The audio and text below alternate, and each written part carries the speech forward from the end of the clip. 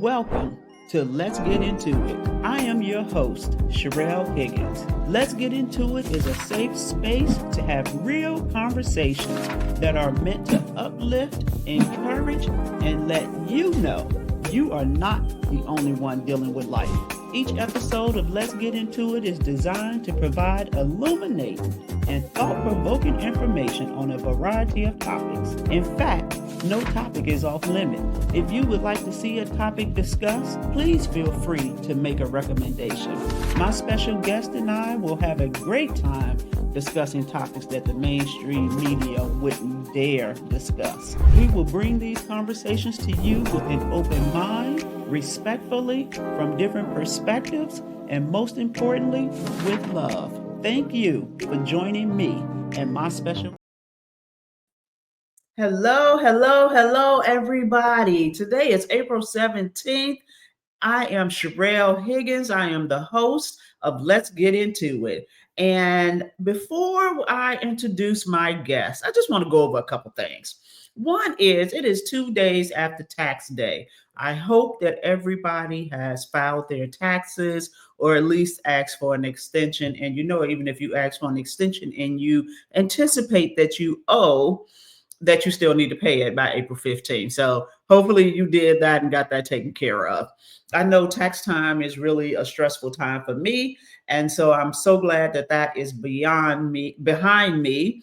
And I can now settle in and get ready to celebrate my birthday. Yes, my birthday is coming up. Back in the day, I used to celebrate for the entire month of April. I can't do that anymore. I'm getting older and wiser, and therefore I don't do that anymore. However, I am about 13 days away from my 59th birthday. And so I am excited about that and I can't wait. I'm going to celebrate it in big fashion, great fashion, and some hot sun by the beach. My man gonna take care of me and make sure I'm good for my birthday. Because he makes sure I'm good every day. Yes, come on, babe, come through. Anywho, today I wanted to have this conversation because I don't know about you and your girlfriends and the group chats, but in my girlfriend group, the group chat is hilarious. And one of my guests didn't even realize that she probably sparked this idea of me having this conversation.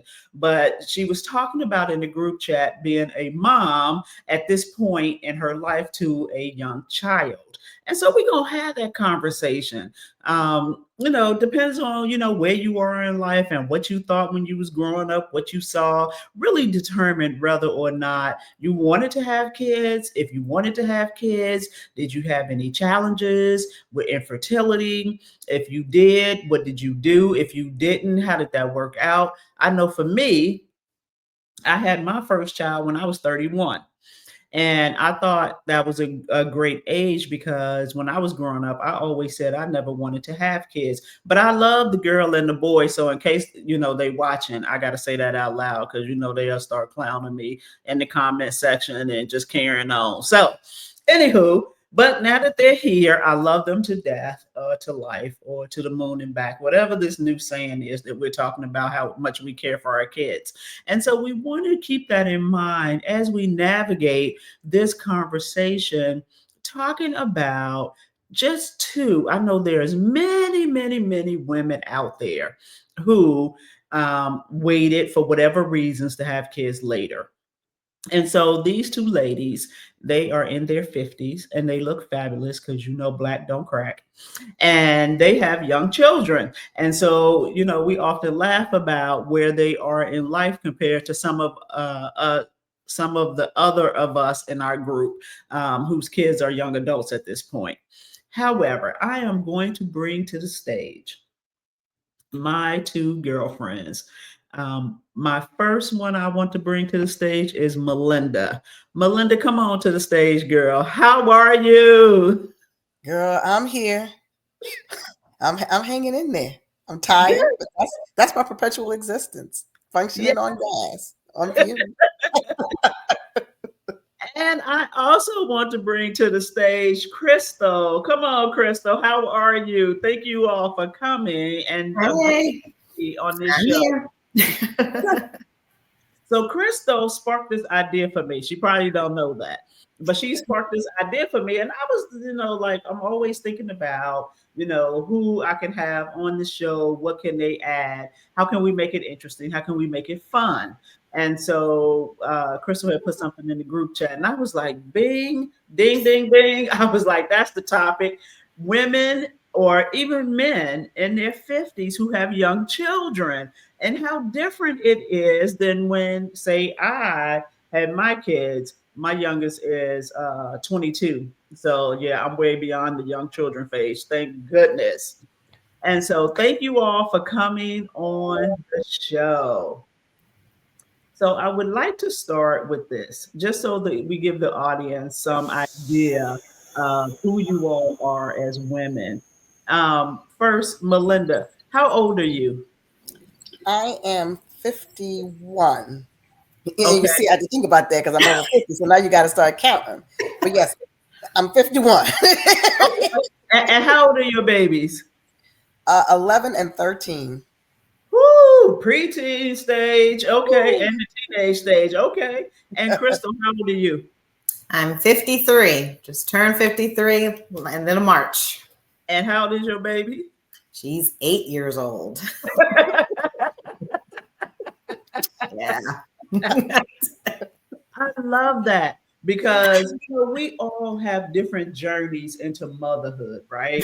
And so those journeys are unique in some aspects, and then in some other aspects, they're very similar. And so, as I mentioned before, I had my first child when I was 31. I'm about to be 59 in a few days. And so I felt like, and Jim is older than I am, right? Because he's 2 years older than me, even though, he'd be trying to make us the same age. But I remember distinctly being on the soccer fields, and we were the older parents on the soccer field. And so all of the soccer parents that we still like really stay in touch with and hang out with, they're so much younger than us, right? And it's just like, damn, you young. And so are you all experiencing that at this stage with your babies? It's interesting. I'm not. So my kids play soccer too. And to your point about you being on the soccer field, I remember thinking when you and another good friend of ours was on the soccer field every weekend, I was like, they crazy. I was like, I can promise you what I am not going to be is a soccer mom. I'm not spending my weekend. And baby, when you make plans, God laughs. Because if I'm not on the soccer field, I'm on the basketball court. So, but what's interesting is, and I don't know if it's a function of where I live or the club that they play for, but I'm actually not the old parents on the team. There are some who are younger than me, but there are in fact some who are older. And it may be because of where we are. I'm in the Bethesda area. And so it's interesting. There are a lot of older parents in this area of Montgomery County. Okay. And I think some of that may be driven by income and professions. So I'm not experiencing being the older parent on the soccer field. Okay. I definitely am. I'm definitely, no doubt, I'm the older parent on the soccer field. Most of her teammates' parents, some of them I could be their mother. Yes, because they're some of them are mid-20s and late 20s. Oh wow. Yeah, so definitely. And I experienced that with her dance when she was doing dance and what she was doing with tumbling. I am definitely and down in this area in Charles County, I'm definitely the old parent, no doubt. That's interesting. One of the soccer parents who we're actually friends now, she just had a birthday early April. And she texted me and she was like, "Can you believe I'm 47?" I said, "Go sit your young ass down somewhere."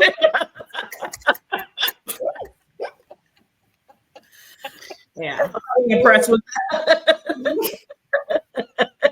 I'm like, shoot, you just a year or two older than my baby sister. Go somewhere. And her son is older than my son. So I'm just like, wow. Yeah. So let's talk about the journey to motherhood. Each of us have our own unique journeys. And so I want to start with you, Crystal.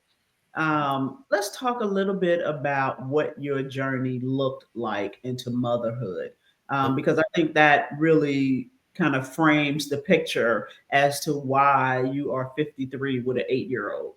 Yes. And so let's talk about like tell our audience like how that came to be. So, I had a first marriage, and I was 31 when I got married the first time, but it lasted less than a year. And so then I met my husband. I think I was 36 when I met my husband. By the time I had met my husband, I had already been having medical issues. So I had fibroids. Okay. And by the time I had met my husband, I had already had my first surgery to remove them.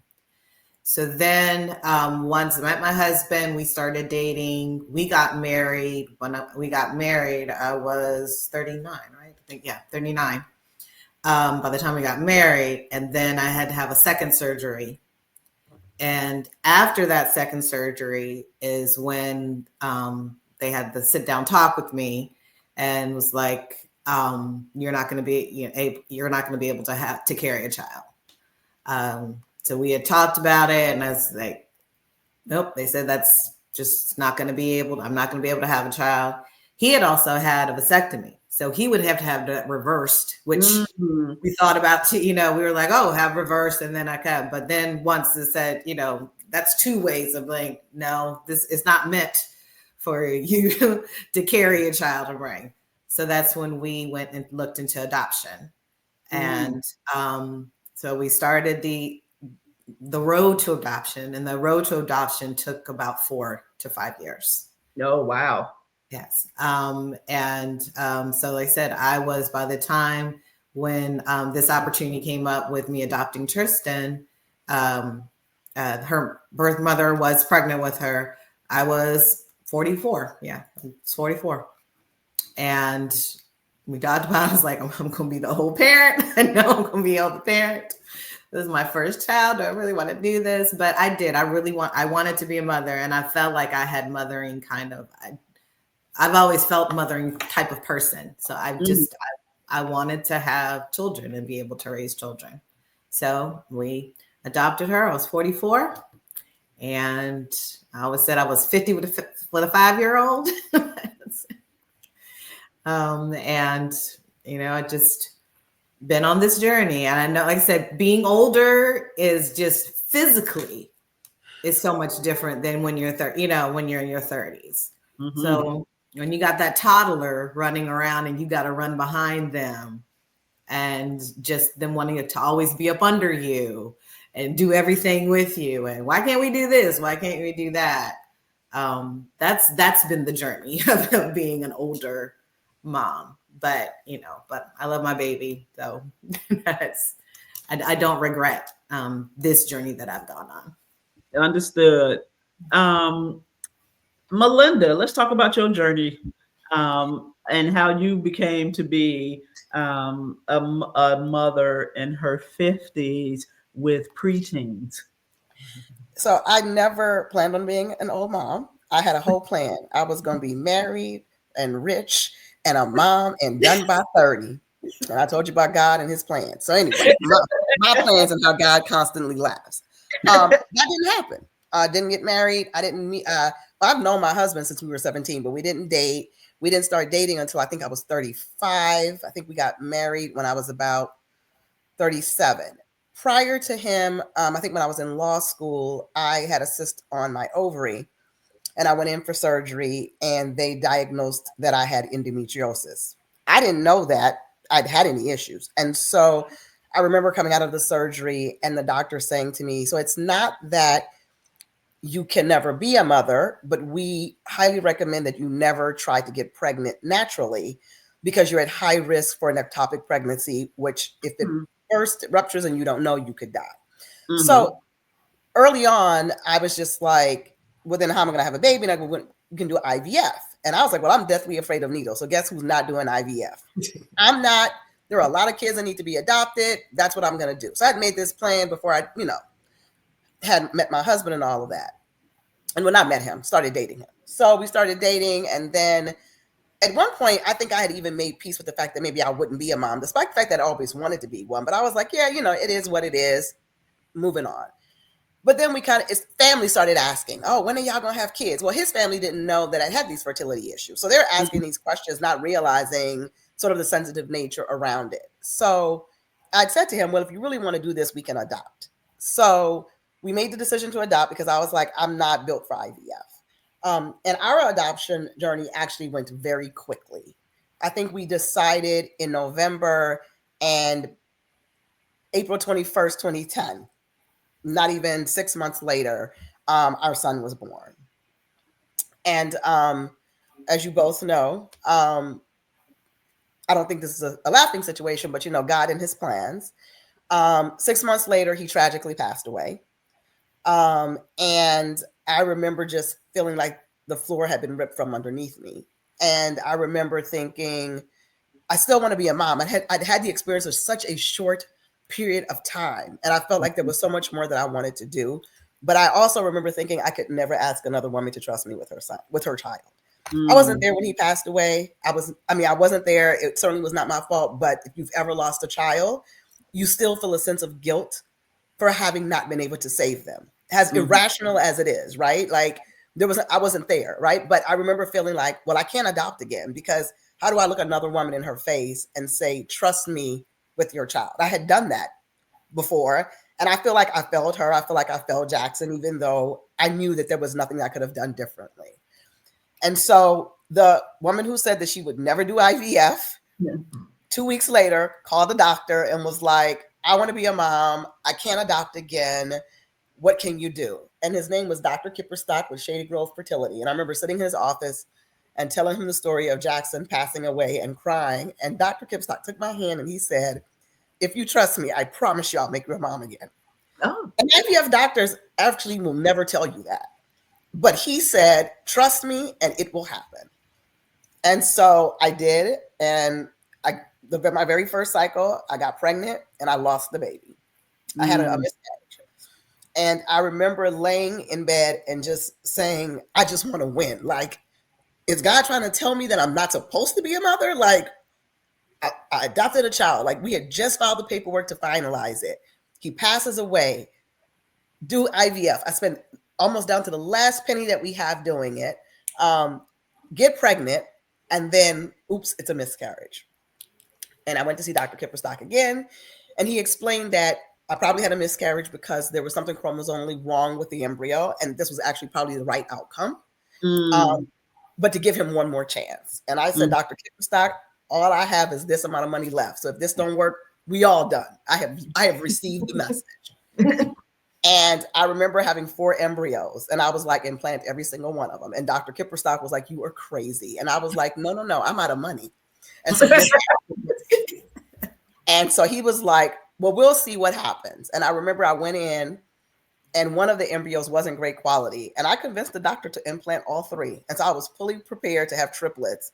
And all I had was 1. But I was like, all I needed was 1. I felt blessed.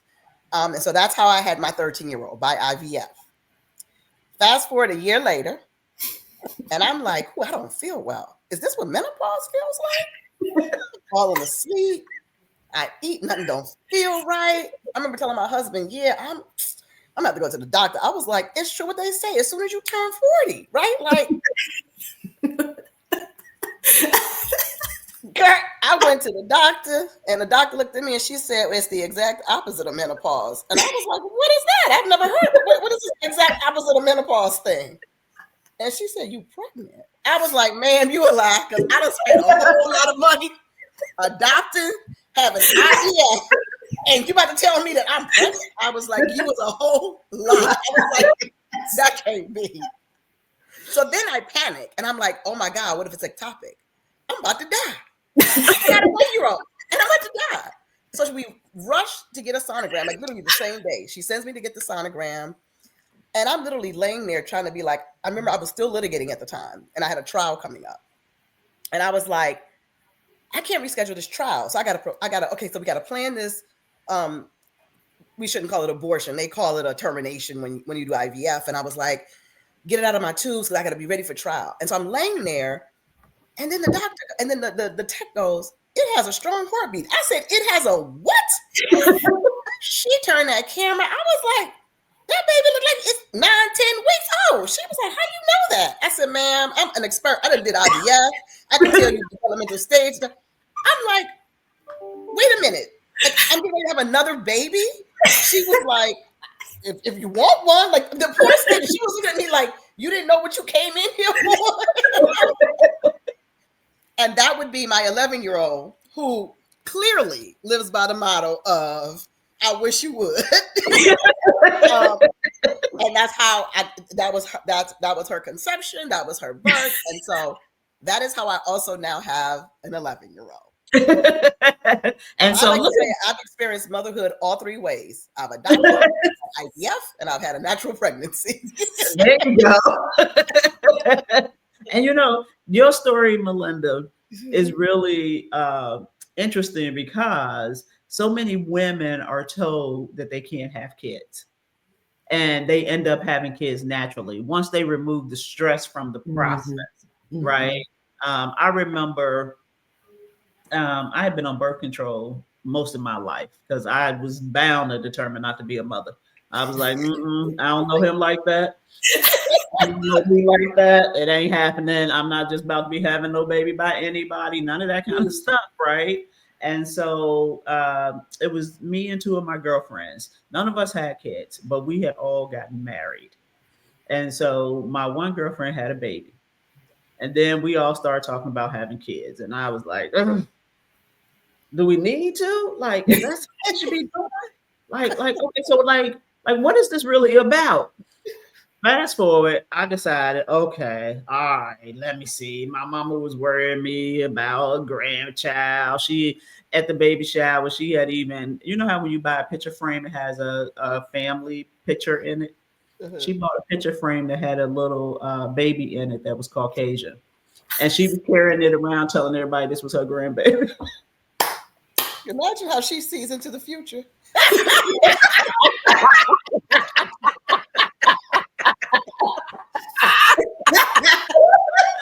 Exactly.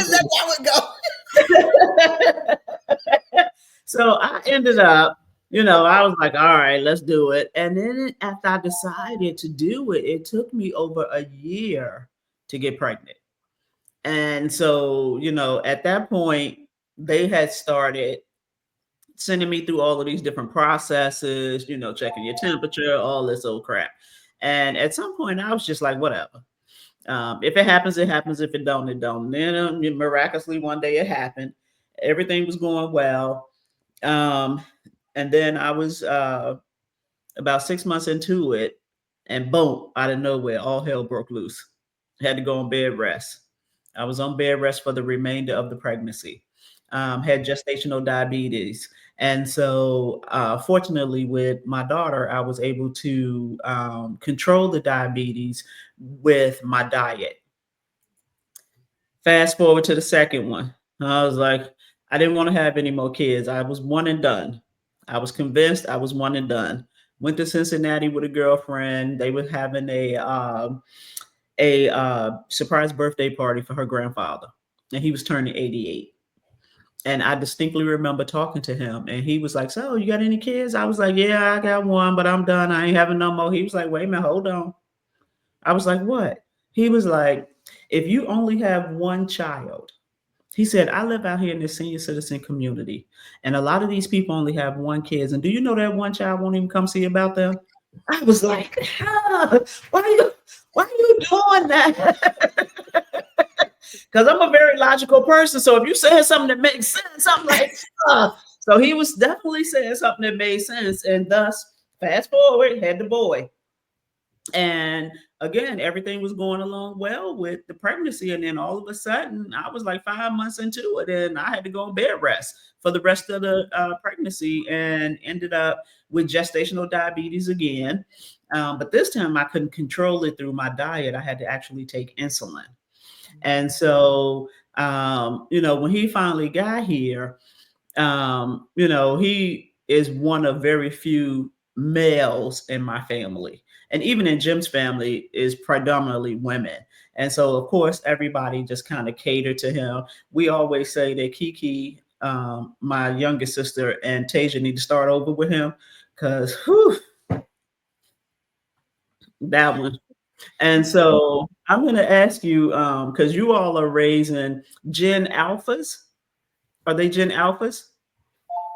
Gen One, Alphas. one of mine is, and one of mine isn't. Right. Yeah. And Tristan, so Fallon must be a Gen Z, Yeah, I think and Fallon is Gen Z, and then I think Tristan and Shiloh might be Gen Alpha. Alpha. okay. So let's talk about that because it's such difference in these generational kids. We are obviously in a different generation than our kids. And so one of the things that is always funny to me on social media is when I see things that say, your second child is the one that'll test your gangster. Your youngest child is the one who will test your gangster. If you only have one child, that one will test your gangster. Mhm. So let's talk about how you navigate raising kids of a different generation and particularly of this generation that we have coming up now. So, Crystal, let me ask you first because you have the youngest one. Yes. And that generation gap is huge. I mean, I don't understand them. I don't get them. They're nothing like we were as children. I mean, they're just so different than how we raised. And I hate to say it, but when we say, oh, it's like we won't raise like no punks. Like, Right. but this new generation is like the world is catering to make them punks. And it's just it's so different. I was a latchkey kid coming up. So I came home from school by myself in elementary school, and I got my snack together and I did my homework and I waited for my mom to come up, and I cleaned my room and I did all these things. And you knew not to answer their door. Right. And I knew what to do if somebody came, right, not to answer the door, wasn't on the phone. Like I knew to be alert about what was going on around me. And I waited for my mom to come home to her to take me to my activities, because then I knew I had to do my activities. And then I came home. Like, this generation now, it's just, you have to, you feel, and I feel like I have to watch them all the time. I feel like I can't, she can't be outside by herself because I don't know what else is outside with her. The whole concept of, doing her, having a schedule and stuff is like, whatever, because that's how they're at school, whatever, that's the kind of, and her friends, their attitudes is like, we'll do this when we do that, and why are we doing play dates? We need to be doing play dates all the time, and such is going over such and such's house, and we need to do this, and the play dates are like elaborate. They're like, movies, dinner and stuff. And I was like, what happened to just going over the house and just playing outside on the bike? What? We didn't have a name for it. We played with our friends all the time, but it wasn't called a play date. Right. Right. Go outside and play. They didn't care who you played with. Right. And that's too. It's just so different. And the whole social media and wanting to be on the iPad 24/7. Mm-hmm. And if can't be on, the whole world has ended if it ain't charged because you didn't charge it. Because that's because you didn't charge it, but you're upset that it's dead and how right. Right. Yeah. So it's just, she's so different. She's just so different. They're all, and like I said, and I don't think it's just her, because I listened to the other parents and I listened to her friends, and they all kind of in the same boat kind of thing. Yeah, and hold on, Melinda, before you respond, we have a comment. This YouTube generation is soft. The 70s, 80s, 90s kids were the best generations. The generation before technology, last of a dying breed. These new ones are just way too sensitive. Play date? Oh my God, we went to the park and everyone was our play date. Yes, Yes, Jane. Yes. yes, they're soft. I hate to say, but they are. They're soft. Yes. Okay, so Melinda. It's a balancing act. First, Mhm. I feel like I spend every day of my life trying to keep two humans alive. I'm like, why did not anybody tell me that that's what motherhood would be?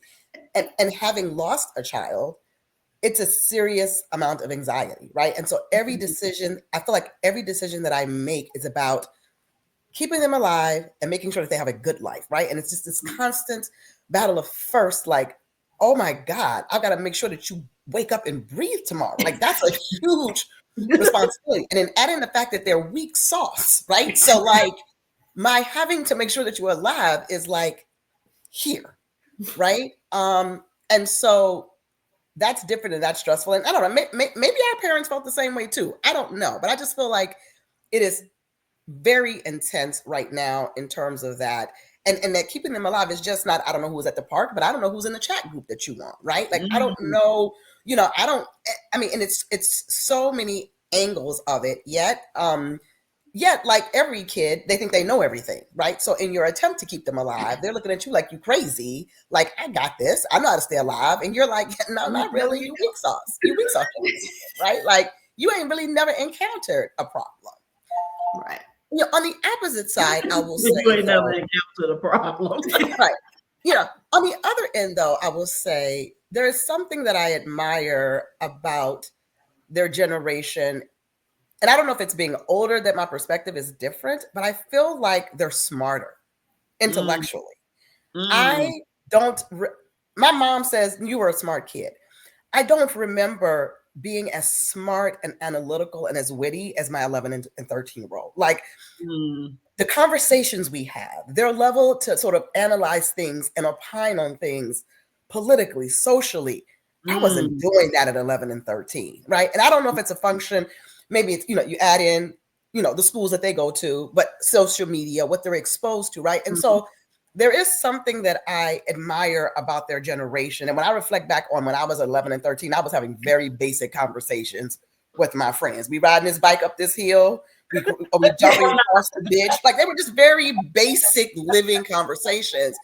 These kids are having a different level of intellectual conversation. So there's something that I admire about them too. I mean, I look at my 11-year-old and I'm like, I didn't have that type of confidence. She walks mm. into a room and everything start when I'm here, baby. Like, okay, Shiloh is here. What we doing? Oh, Shiloh, I understand that. Yeah, I mean that's just and so I'm just like I feel like I look at her and she's my mini me, but I'm like she's the better version of me. I wish I'd had some of that confidence and gumption at 11 that I see in her, right? And then my 13-year-old, she is the typical first child. She wants to be everybody's mama. She wants to be in charge. She wants to tell people what to do, right? And feels confident that she can do it. And so there is something that I admire about these younger generations too. Their sense of I can conquer the world. There's nothing that you can tell me that I can't do. I don't know that we had that at 11 and 13. Well, but I think also when we were younger, we were often told that's grown folks' business. Yes. That's grown folks. Why are you sitting in, Crystal? Why are you sitting in here? We haven't Right. grown folks conversation. Go outside. We weren't allowed to be in with the Yeah. with those subjects, those topics. Mhm. But now with social media, it's so out there that they now are a part of it.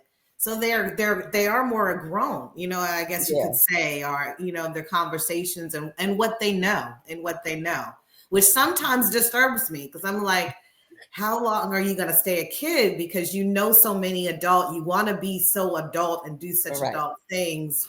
When are you being a kid? Because I think we were allowed to be kids. Yet I do think they're rushing through their life. And so it begs to question it if their life expectancy is longer than what ours is. It's like, well, what you gonna be doing when you 50? Because you did it all. At You 13, you get your you've nails done, already you get done it. Yeah. pedicure, Yeah. you at the nail You've salon, done you get your things to massages. meet, you know, what's age appropriate. Some Right. now it just seems to get younger and younger. What's now age appropriate, and that Yeah. they'll have done so much by the time 21. It's just like, you know, kind of thing. Which, But you know what? So I think it's two sides to the coin, right? So when I was growing up, I was the youngest before the younger siblings came along.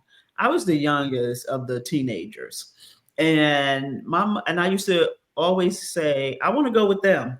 And my mother would be like, you don't need to go with them because you're too young. Mhm. If you do it all now, you're not going to have anything to do when you get older. And I would be like, well, I don't care about that. I want to go to the party right now. Like, who cares about getting older and what I'm going to be doing? It ain't my concern. Right.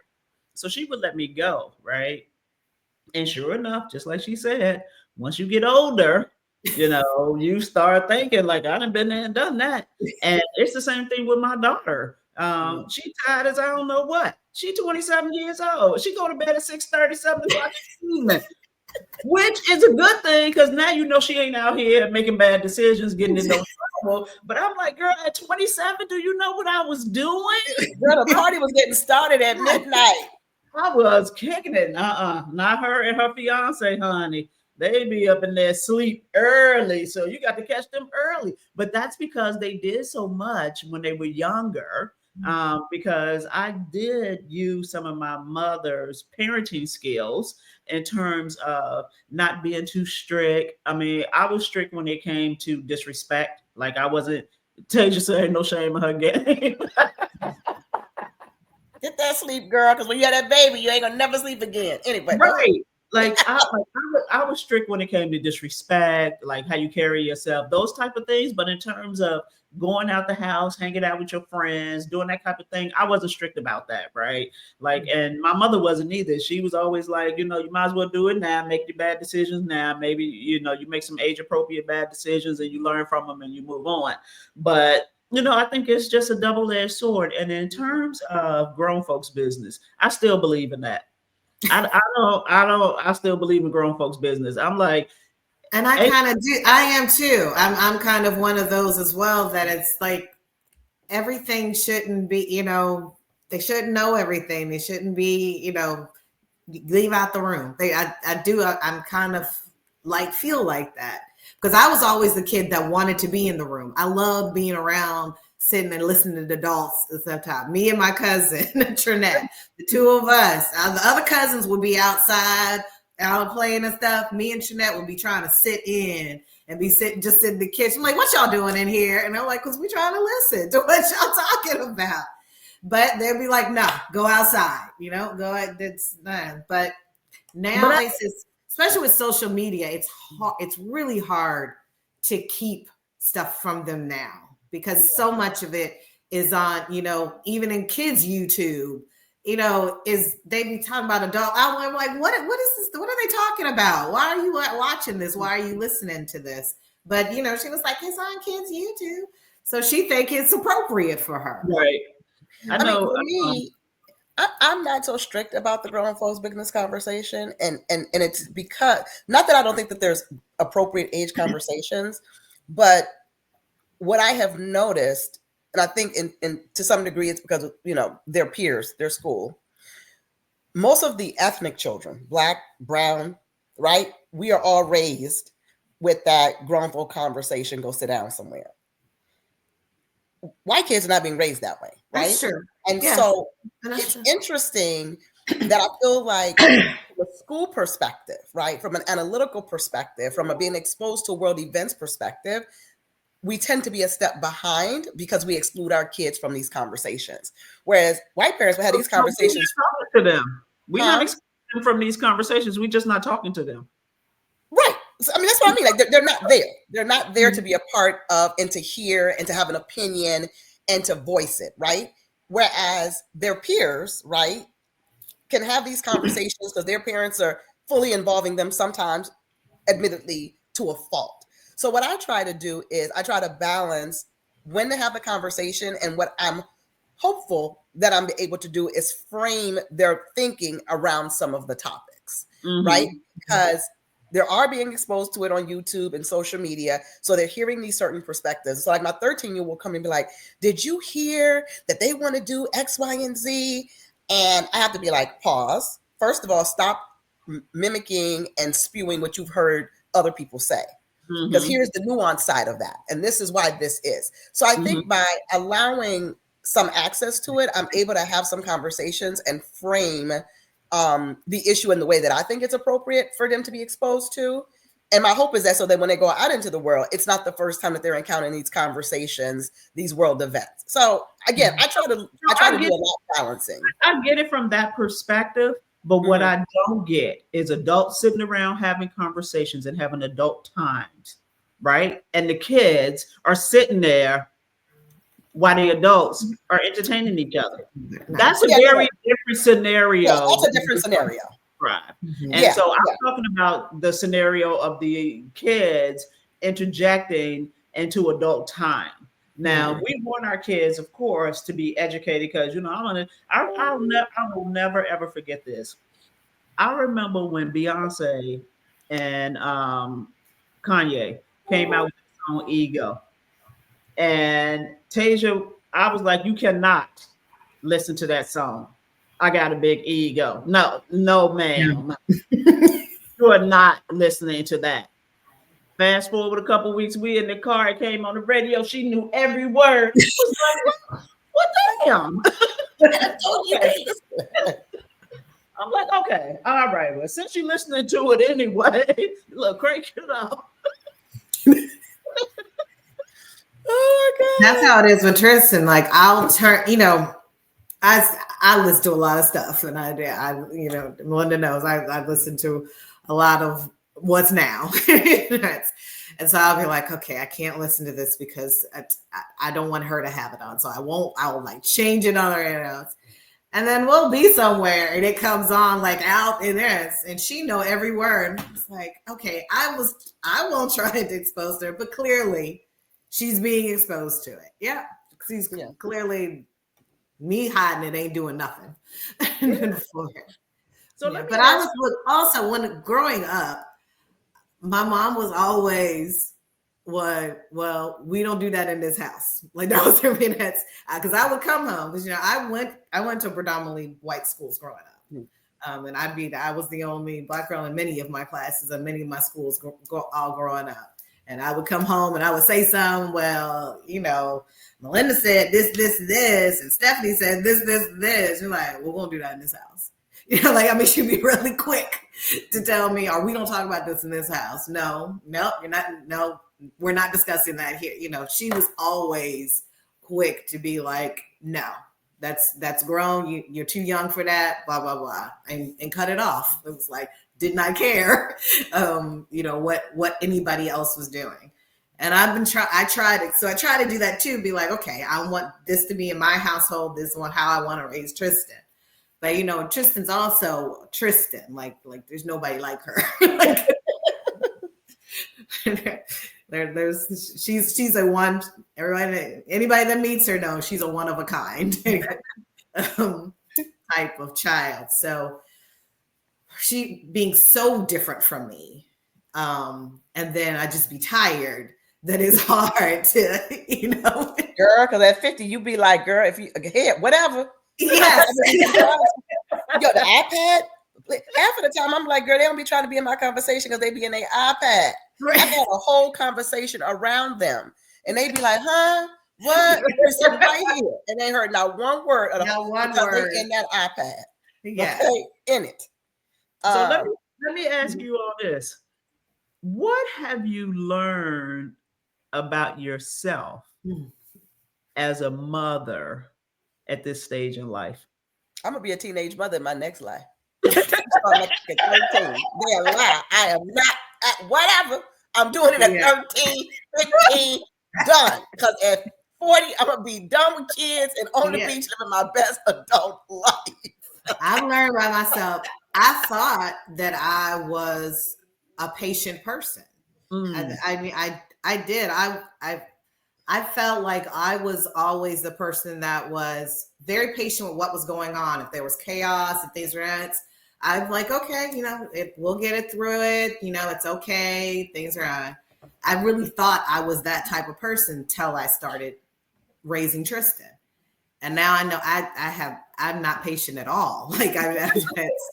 And I really have to like go and sit myself down and be like, it's okay. It's okay that she doesn't do this. It's okay that she doesn't do that.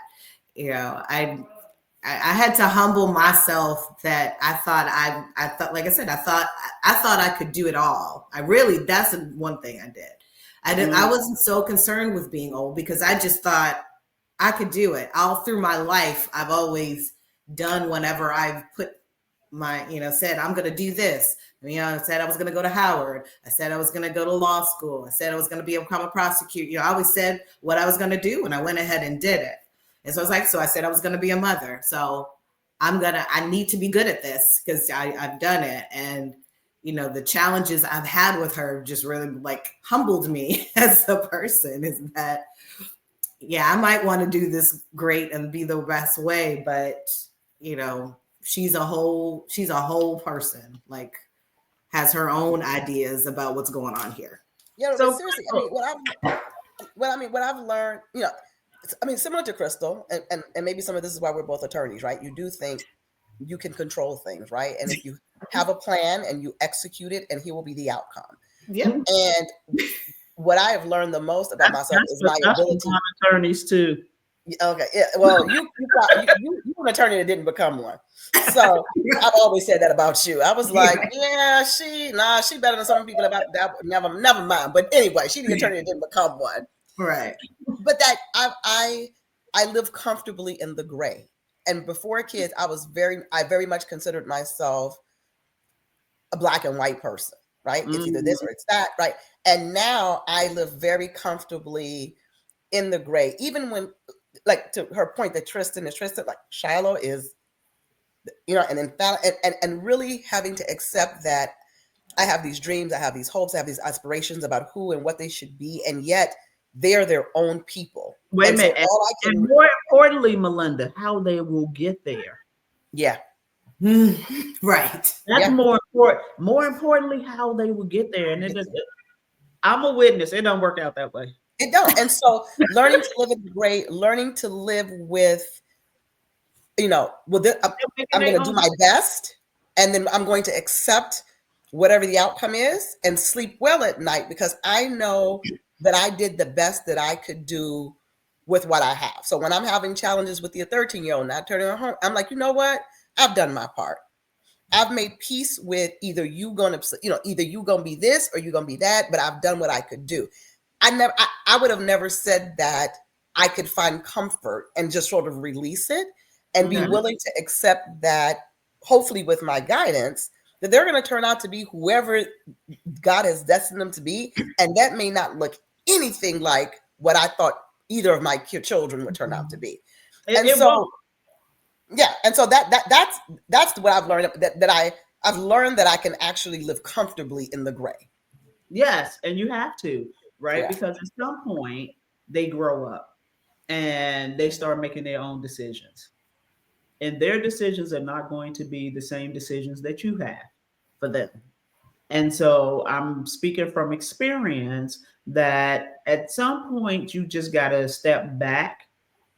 And that's when you are supposed to live your life and let them live their life, right? Because as mothers, I don't care if you have the father in the home, the father not in the home, the father in their life, the father not in their life. As a mother, they are always going to blame you for everything. Sure. They blame me for stuff that they clearly know their daddy did. I promise you supposed to make it right. I promise you, just today, my daughter texts me, we going back and forth, and we talking about this damn bike riding. and she gonna say, "Oh, I'm scarred." Like I scarred her. Like this bike ride thing was my idea. She talking about, "Oh, I ain't never doing no family bike rides again." I said, "Well, I don't want to either." She won't tell her daddy that, right?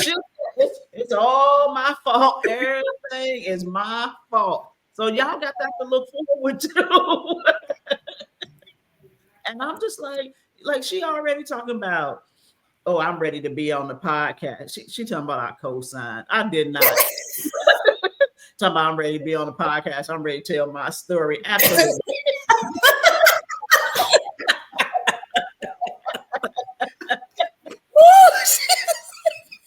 She's like, I didn't tell my son. So you have that. Talking about dad was the quiet one. Yeah, okay. Them long lectures y'all forgetting that he the quiet one. Yeah. See how it happened? See how they twist the truth? And then so you have that one on the one hand, and then on the other hand, you have one to act just like you. Yeah. That's the one that really tests you. That's and then I'm like 2 shots to the body. Like what we doing? 2 shots to the body, right in the rib cage and the stomach area. What we doing? If you say something else, that's what's getting ready to happen.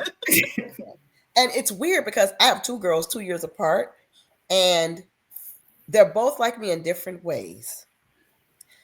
Fallon, I described to both of them as Fallon will cut you with a scalpel in very small nicks, very slowly, over a period of time. You won't even know you're bleeding. She'll be giving you Band-Aids and you keep getting nicked. And she the one nicking you. You don't know what's happening. I can be like that, slow, methodical until I finish. Mm-hmm. Shiloh is a machete. She ain't got time to work with no scalpel. She can cut your neck off, done, I'm good, right? As an adult, I'm more like that. I'm over 50 and I don't have the time nor the patience. And so it's so weird watching some of my characteristics in the both of them and then trying to mold it to, y'all should still be better than me. Like, that ain't cute. Like, oh man, right? And so it is interesting to see the sort of the mirror, right? Mm-hmm. And you're looking at them and you're just like, wow, I was like that. Like, and even my mom is like, you know, you're like that, like, well, mostly with Shiloh. She'll be like, you know, you're like that now, but you weren't like that as a kid. That's because right. I was quiet and right. in the background, and my mother didn't know it. Right. My mother thought that I was like the kid that would be like gotten over on, that I'd be gullible, that people would think. Like, so she used to worry, and I used to be like, "Oh, I'm poisoning her. Just nobody don't know it. It's cool."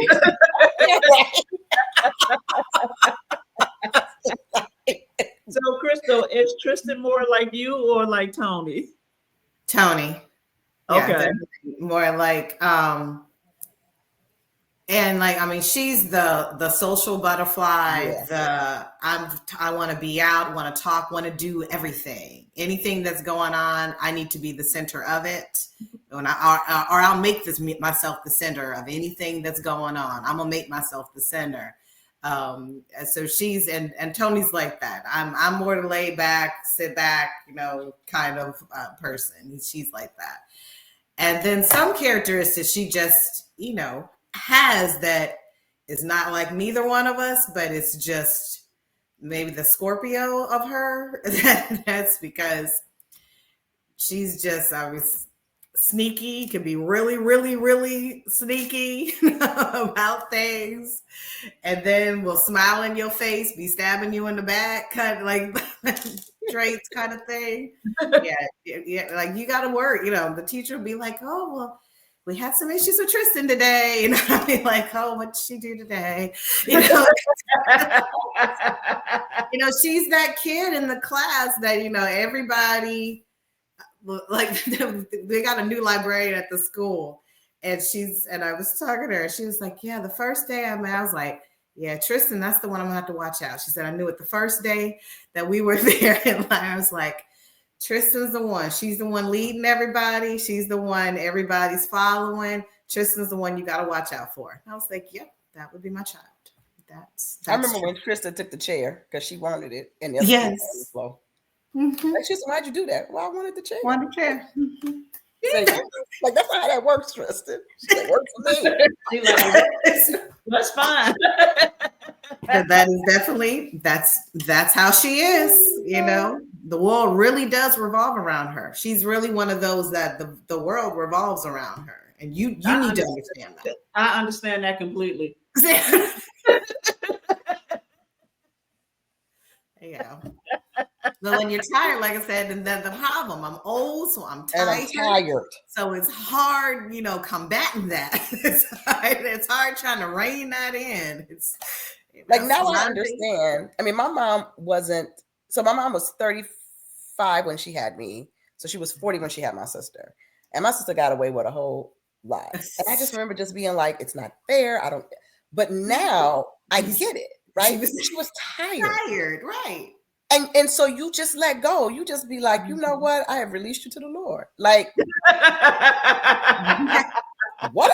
And I think that's the equivalent. And so my mom was 40, right? And so now I'm just like, I don't even have the energy to battle that. And so sometimes with the 13-year-old, I just be like, you know what? If you want to choose to be that type of person, have at it. Like I've done the most that I can do. I'm releasing you. Like, because I am literally exhausted. Like I operate on fumes. Well, and I'm not a retired over 50 mom. So because there's some of those. My mom was a young mom. My mom had my brother at 18 and then me at 23.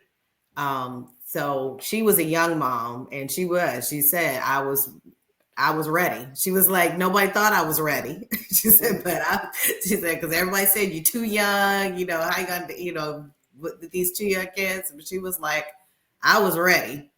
And she was. My mom was on top of it. Like she was a grandmother at 45. So like I'm becoming a parent at 45. She was a grandmother at 45. So. It's interesting, that older child syndrome, because Tasia has it really bad. And I'm just like, I don't know what to tell you. Like things happen. Let me see. Sherelle is trying to hide that fan in her hand. I see it. You need to mind your business. My parents in their prime when I was Tasia said her parents was in their prime when she was growing up. That's right. And so come on, wherever you brought it up is where it went down. Yeah, that's how my mom was. That's what, she was. I think it was the same for the boy, but I think a difference in gender, and also I think a difference in their age, because Tasia's 5 years older than he is, and so I think all of that matters. But he had several opportunities where he got it too. And so, we tag team. She said, I second that, friend. I love that for them. Tasia's best friend. Whatever. Look, just came on here to hate. But, that's that typical older sibling thing. Sharon has it as well. And I could see from Sharon's perspective, like when we were growing up, she was the responsible one. She was the one who had to make sure that the rest of us was good while mommy was working. And she was the one who had to make sure we ate and all that. So I get that. While me and Jackie, we was outside kicking it, right? We was about that life. So, I get the whole older child thing, but I also get the younger child thing, right? Because Kiki, while, my mother was older when she had her, compared to when she had us, but she didn't play with her either, right? Like she could get it too. Now she was able to do some things we weren't able to do. I'll give her that. But when it came to discipline and respect and doing what you're supposed to do, she was about that life. And she didn't care if she had you or not. You could have been the friend down the street around the corner. You can get it too.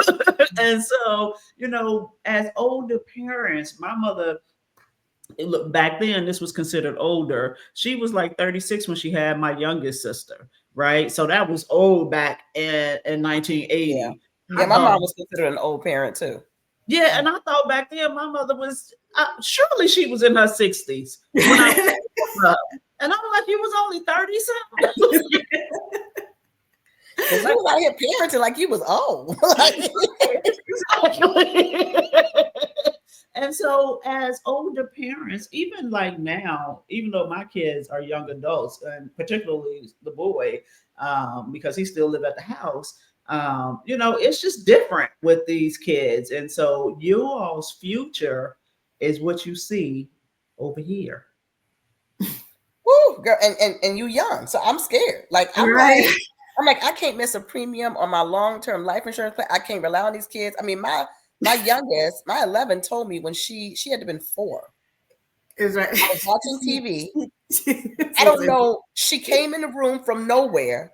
Mommy, yes, Shiloh. I just want you to know that when you old, you can't live with me. Right. I said, excuse me? I said, like literally, I was like, why would she just randomly come and tell me this?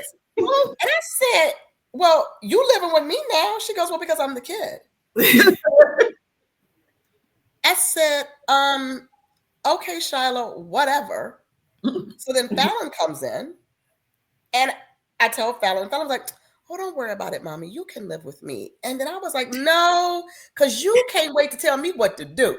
I'm telling you what I will never miss a payment on is my long-term life insurance policy.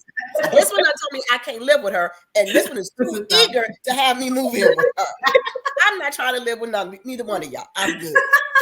Real good on this whole experience. Well, we have a plan in my family. I'm going with Tasia and Jim going with Jalen. And like Jim might not eat, and he might get sat in the corner and not thought about for another 6 days. But Tasia gonna take good care of her mama. I don't want to go with Jalen. And then she told me, she goes, well, because I'm gonna have my own family, and there's just not gonna be enough room. And so like it's funny because when I tell her that story now, she gets upset. She was like, Mommy, I came back and told you that it was fine. Like, why do you keep telling me that? Like, just let it go. Okay, you can live with me. So I've sufficiently guilted her into giving me the big room in whatever house she has. Now Tristan says that this is going to be her house, and so yes, so this is her house. Come on, we can still live here, but it'll be her house. I understand completely. Sign the deed over. Yes, but it's a fun journey. Yes. Time has gone by so quickly. Yes, it has.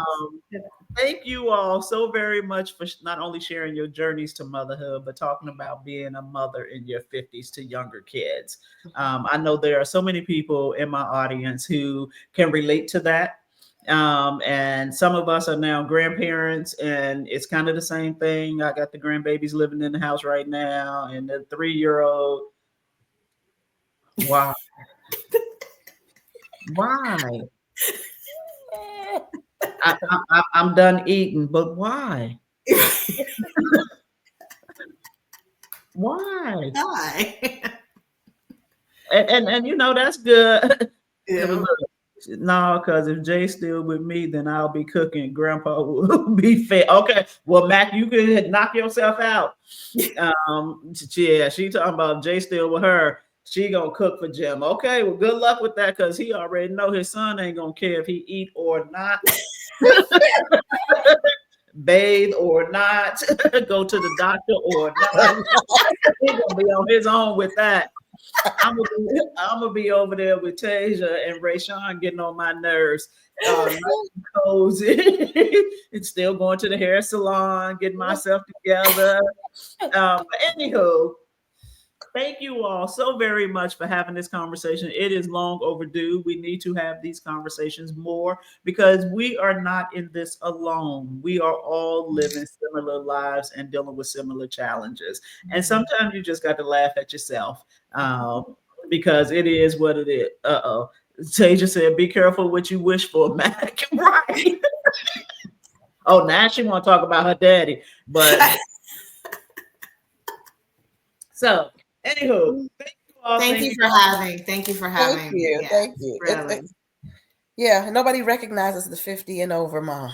We're Well, a you are special being category recognized here and being given your flowers here. Thank you. Let's get into it.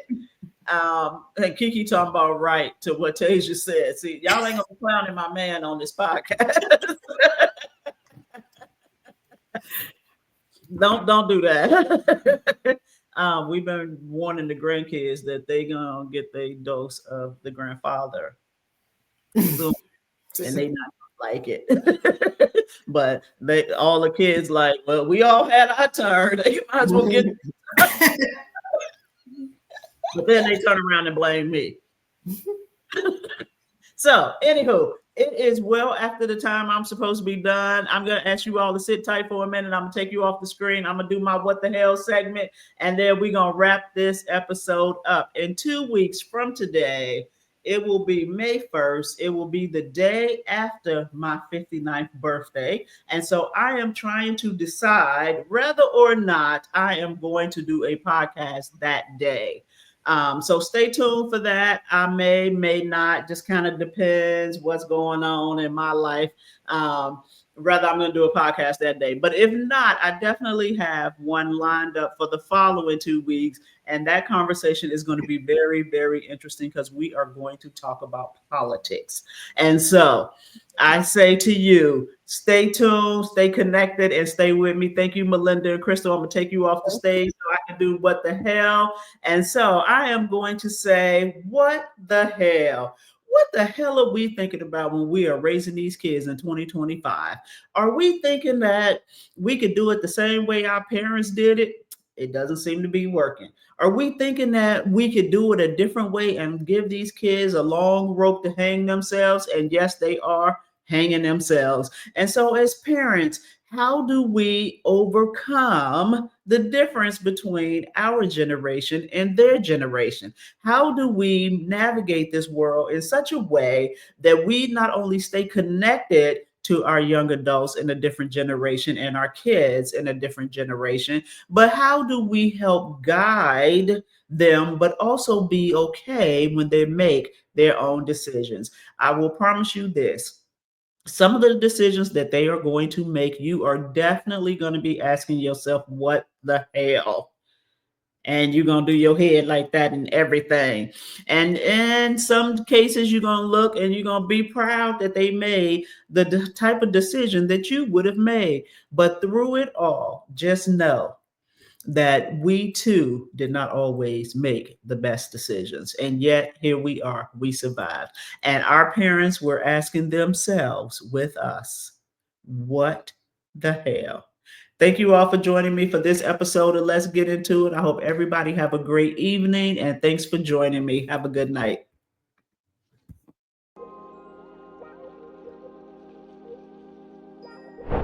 Thank you for joining and participating in Let's Get Into It. I want to thank my special guest for being brave enough to get into it. Without you, these conversations cannot happen. Remember, different viewpoints, respect, and love are the foundations of Let's Get Into It. If there's a topic you think I should discuss, drop me a recommendation. If you're interested in being my special guest, let me know because we can and will get into it. Have a great day on purpose, and I look forward to your continued engagement and support as we get into it.